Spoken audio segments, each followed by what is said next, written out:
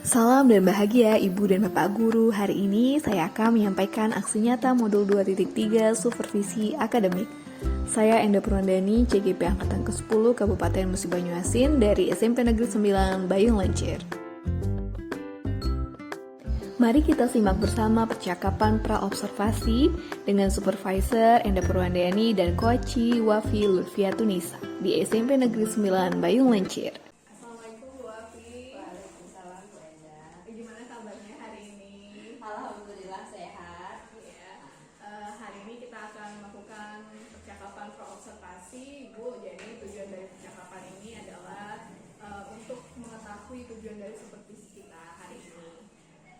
Baik Ibu, kira-kira apa tujuan pembelajaran yang ingin Ibu capai pada pembelajaran hari ini? Ada dua tujuan pembelajaran. Yang pertama adalah siswa mampu mengenali zat-zat atau nutrisi yang ada dalam makanan.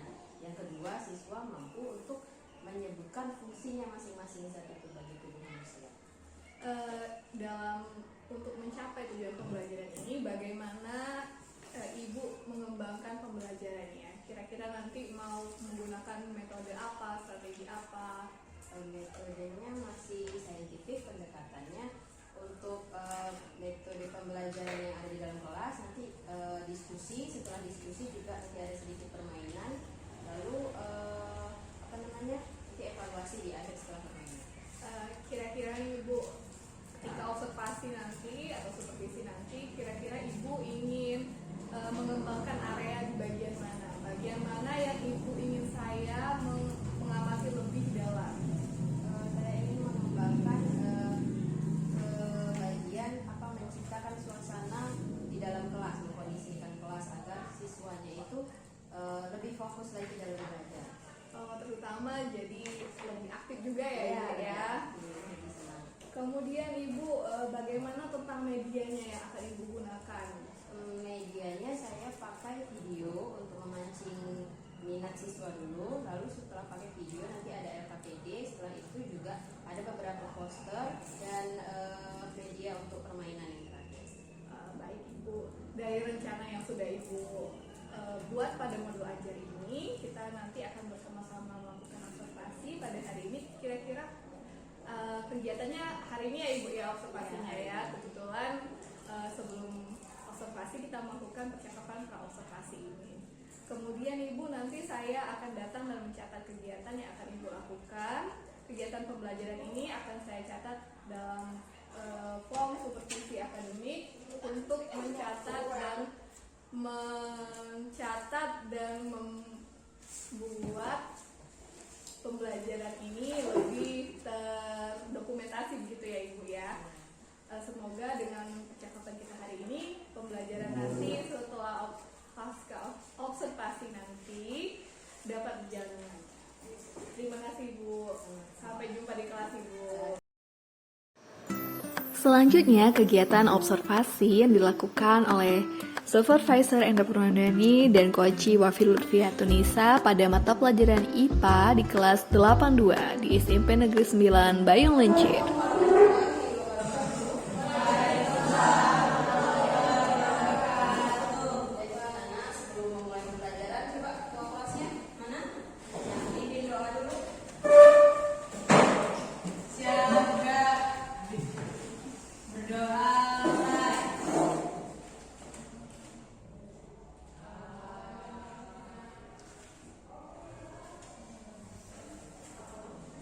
Doa selesai.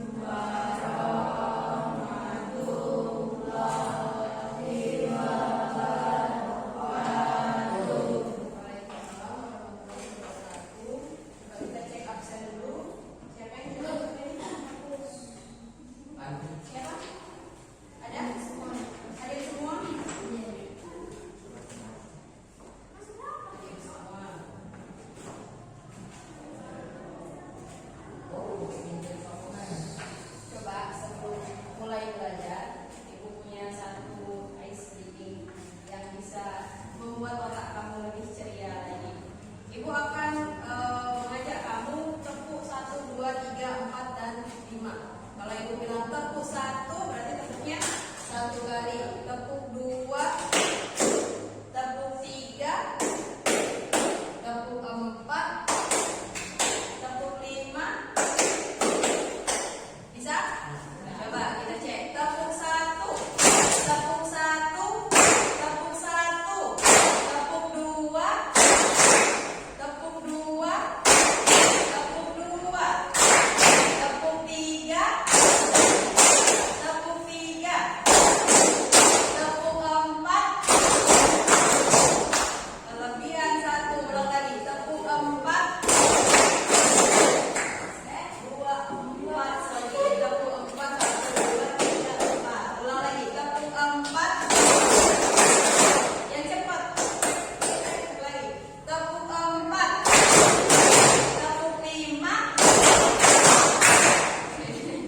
Ulang 1 kali lagi ya. Tepuk 1. Tepuk 1. Tepuk 1. Tepuk 2. Tepuk 3. Tepuk 3.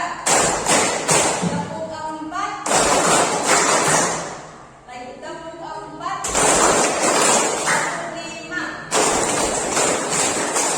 Kurang semangat. Kurang lagi tepuk 4. Tepuk 4-nya cepat. Tepuk 4. Tepuk 4. Tepuk 5. Sekali lagi. Sekali lagi. Tepuk tangan untuk kita. Baiklah, sebelum mulai pembelajaran hari ini, Ibu ingin bertanya. Tadi pagi sudah sarapan semua? Belum. Ada yang sudah, ada yang belum. Apa yang dimakan tadi pagi? Nasi sendiri. Dengan nambah lauk dan lain-lain. Tahukah kalian yang kalian makan tadi pagi sudah cukup belum untuk mengisi energi kalian hari ini? Belum. Jadi cukupnya duit. Kurang. Mungkin nanti siang kalau sudah merasa lelah makan lagi. Nanti pulang sekolah kalau sudah merasa lelah lagi makan lagi. Jadi setiap pagi kalian harus sarapan ya. Supaya apa?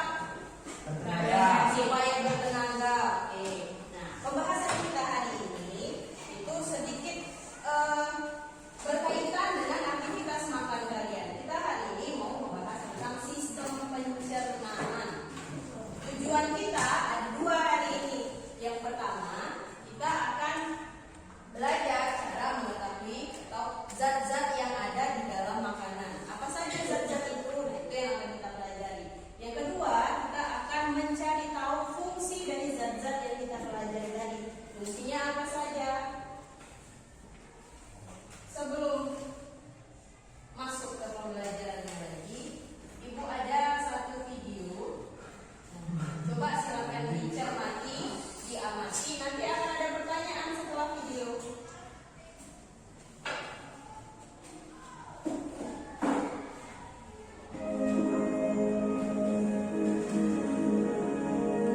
Yang nanya mereka masa anaknya aku begini, cuman paling kalau orang aku ngomongnya gitu kan, emang dari awal bercerita dilihat dari teman-temannya gitu ya, seumurannya anak saya emang ada pendek ya, jadi pasti kasih tahu rata-ratanya cuman kok bisa gitu.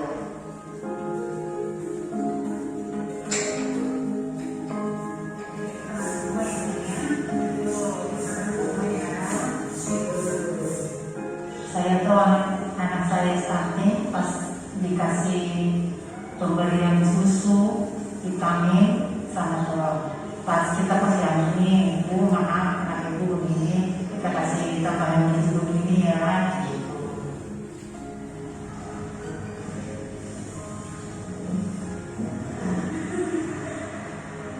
Nama saya Fahmi Ariati, profesi saya ibu rumah tangga.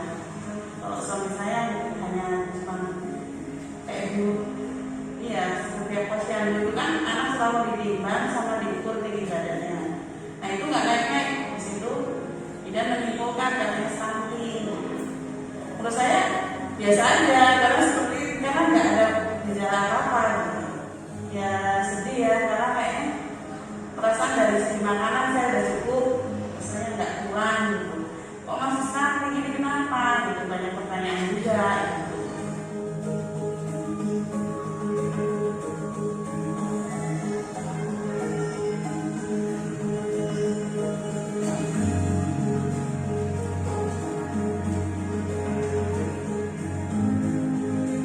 Penyebab utama dari stunting yang pertama adalah kekurangan zat gizi dalam jangka waktu yang tertentu. Kemudian yang kedua adalah penyakit infeksi yang berulang. 70-80% kebanyakan anak stunting ini berasal dari keluarga miskin. Jadi memang kalau 70-80% berarti kan ada yang di luar 70-80% sosioekonomi ini. Nah itu pola hidup, pola makannya itu akan mempengaruhi, ada di bawahnya lagi. Jadi menurut kami itu satu progres yang sangat signifikan, yang bagus sekali. Walaupun di masa pandemi, kan ini kerjasama selama masa pandemi ini sebenarnya satu lagi yang harus kita ingat bahwa kondisi penanggulangan stunting ini adalah kerja bareng, kerja kolaborasi, bukan kerja sendiri-sendiri.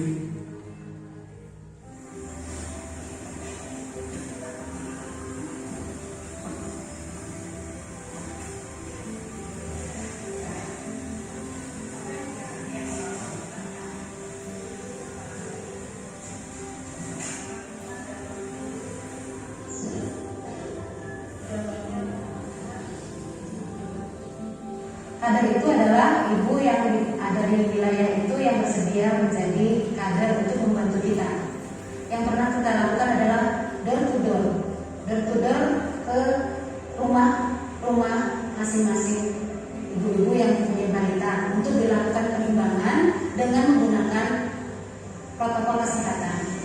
Kalau ditemukan kasus balita gizi stunting pada saat kita door to door oleh kader, langsung itu dilaporkan ke bidan desa. Nanti bidan desanya akan follow up, betul tidak ini masuk gizi kurang atau kategori stunting. Setelah memang betul, kita upayakan untuk memberikan makanan tambahan. Kondisi COVID ini kan APBN itu budget negara itu banyak realokasi ya, realokasi shifting untuk penguatan sistem kesehatan untuk treatment COVID.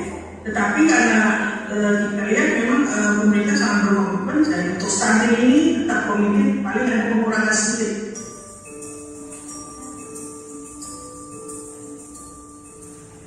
Dari segi posyandu kan susah selama pandemi itu mungkin cuma 2 kali pertemuan yang saya dia harus minta ibunya gimana menyikapi pandemi kayak gini. Soalnya kalau pas kita lagi nggak jualan gitu kan, otomatis kan gizi dari segi menu sehari-hari kita kan kurang. Yang tadinya ada ayam mungkin hanya tempe sama tahu seperti itu. Jadi kita ganti lagi apa yang lebih hemat bisa cukup untuk minggu depan mungkin seperti itu. Setelah dari posyandu ya alhamdulillah sih ini badannya udah ada kemajuan naik kalau nggak banyak. Kondisi stunting ini ya sebenarnya mah ya takut kayak kasihan aja gitu kalau memang nggak bisa berubah sama normal kayak yang lain gitu. Kalau lumayan itu kalau pendek kan masa depannya model kerjanya sekarang. Anak stunting itu apa anak? Kekurangan gizi. Ada yang lain mau nanya?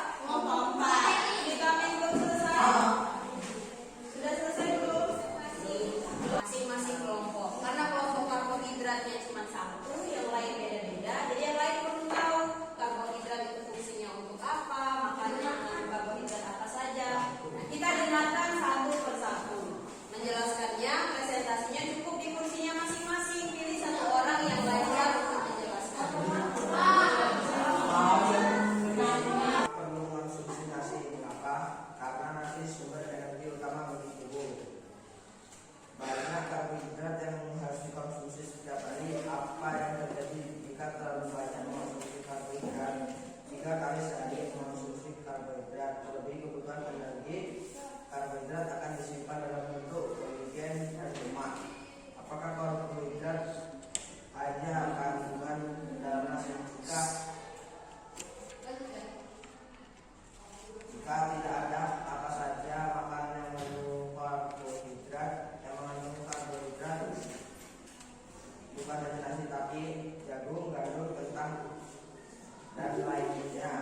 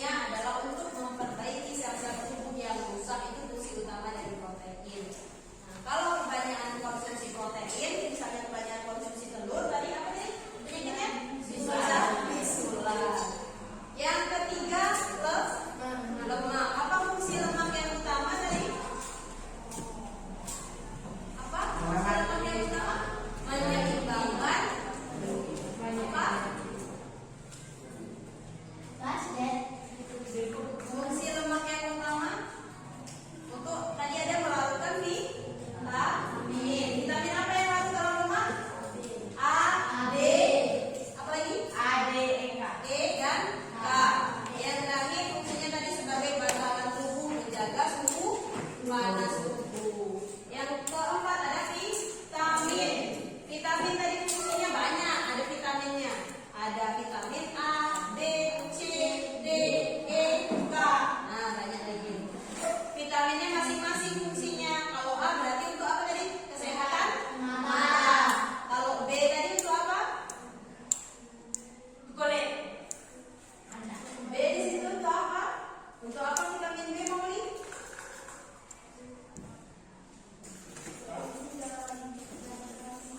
Oke, untuk kerja enzim dalam sel. C untuk kesehatan apa tadi?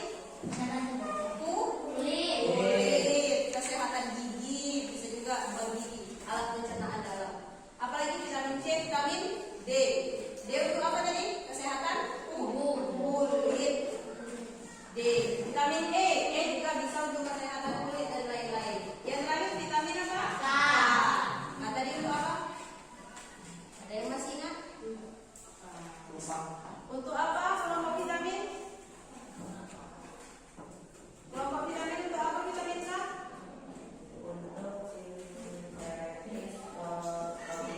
Oke, sintesis protomin. Protomin itu salah satu anakan dari protein. Nah, yang terakhir kelompok mineral. Yang mineral tadi, mineralnya ada banyak, ada makro dan ada mikro. Fungsinya juga masing-masing. Semua itu kita butuhkan untuk menyimpan energi dan kegiatan sehari-hari. Tapi yang utamanya ada 3 tadi, apa saja? Karbohidrat, protein, dan lemak. Yang lain penting nggak Bu? Yang lain tetap penting, tapi yang utama ada 3. Yang lain boleh tambah-tambahan, nggak harus setiap hari. Kalau sudah paham semua, ada yang mau ditanyakan dulu? Nggak ada? Sudah paham semua berarti? Sudah siap kertasnya? Sudah. Soalnya cuma 2. Soal pertama, silakan lihat.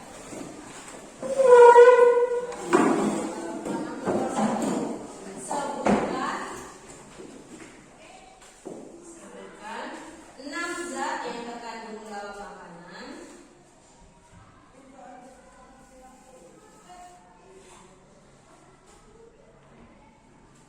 Yang terkandung dalam makanan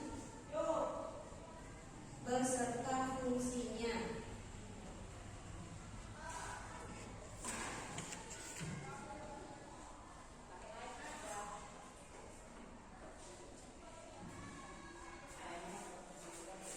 Yang kedua, sebutkan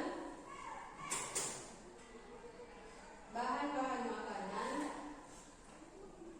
yang mengandung 6 zat tadi.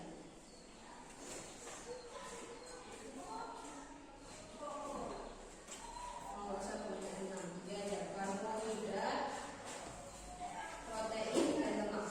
Sebutkan bahan-bahan makanan yang mengandung karbohidrat, protein. Pelajaran kali ini kita dapat satu pelajaran bahwa mengkonsumsi makanan itu gizinya harus cukup dan seimbang. Tidak boleh kekurangan, tidak boleh kelebihan. Kalau kelebihan jadi penyakit, kalau kekurangan juga penyakit juga. Penyakit apa? Stunting contohnya. Stunting contoh dari penyakit kekurangan gizi. Nah, sudah.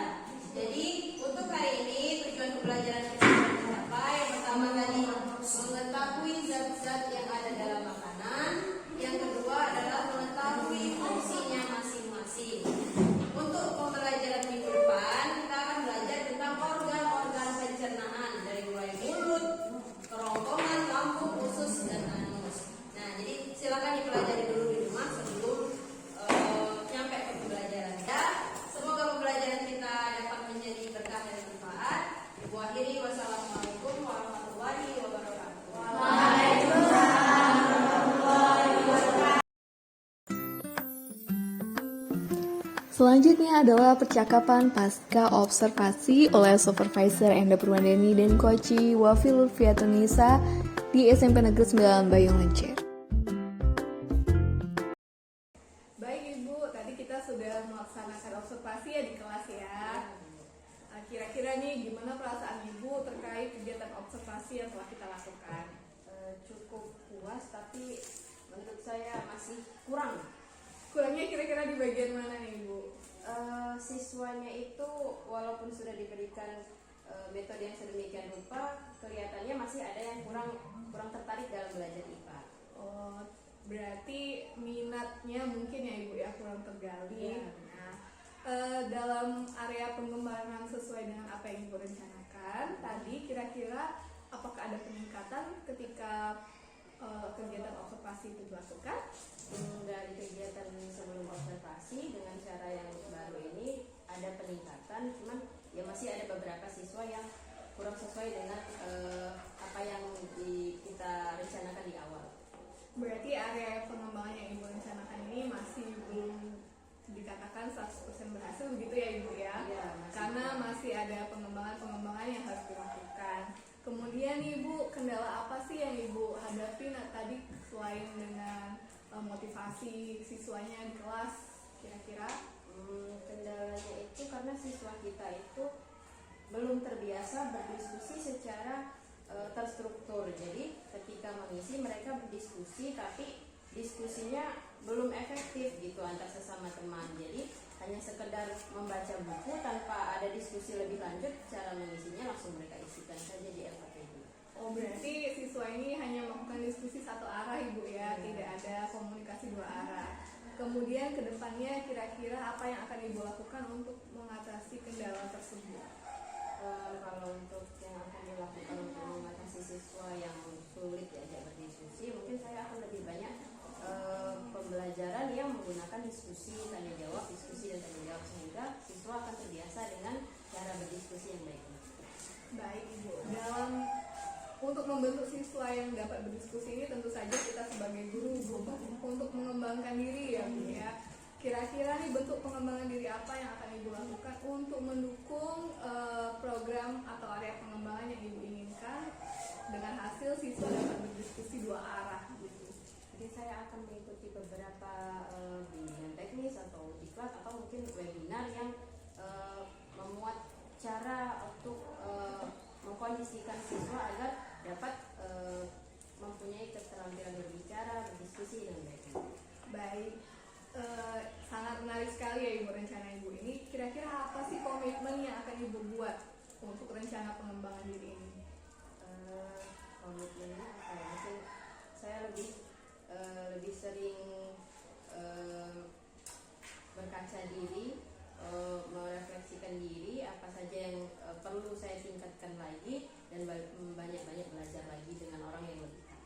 Kira-kira nih siapa dan apa sih yang membuat Ibu bisa bertahan menjaga komitmen Ibu untuk mengembangkan diri tersebut?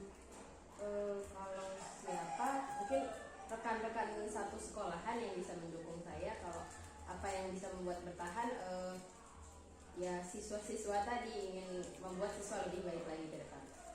Berarti tetap muaranya ada di murid ya gitu Ibu ya, bahwa pembelajaran itu tetap berpihak pada murid.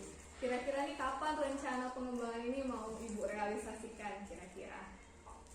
Mungkin secepatnya, Bu, tanggal dan waktunya saya belum tahu, tapi saya usahakan secepatnya.